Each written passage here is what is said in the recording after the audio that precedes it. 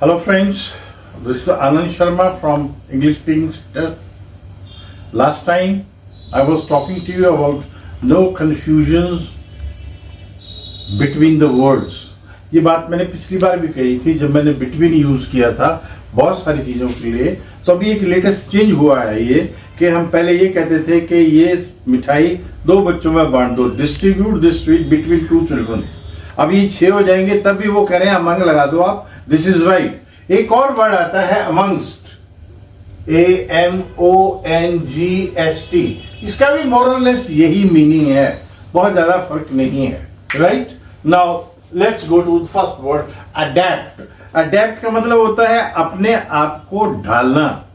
जैसे मैं किसी के घर गया, अब मुझे अपने घर जैसी फैसिलिटीज तो नहीं मिलेंगी, अमेनिटीज तो नहीं मिलेंगी. I have to adapt myself to that house, that environment. You have to adapt yourself to English language. You have to adapt yourself to English language. अपने आप को ढालना. इसी से एक और वर्ड मैं आपको बताता हूं. तो वर्ड है acclimatize. थोड़ा सा अटपटा सा वर्ड है, डिफिकल्ट. acclimatize, इसको क्लाइमेट से याद करो. क्लाइमेट, जेड लगा दो, एस लगा दो, there is no difference. Z American लगाते हैं, एस यूके में लगाते हैं, मीनिंग इज सेम.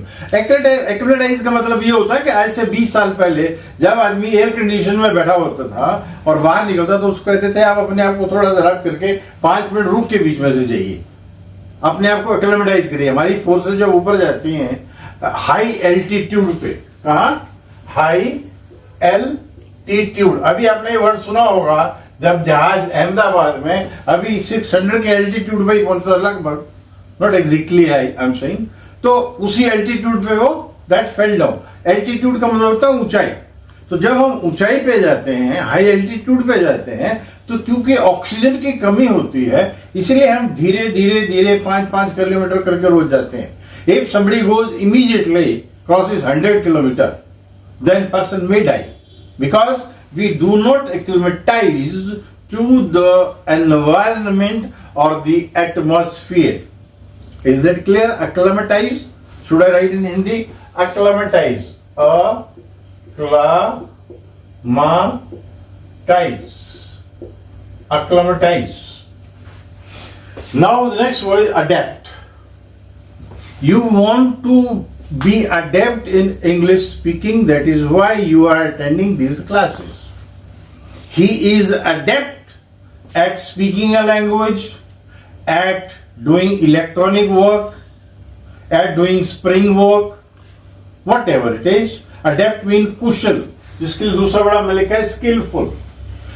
इसके साथ ही एक और बहुत अच्छा वर्ड है dexterous.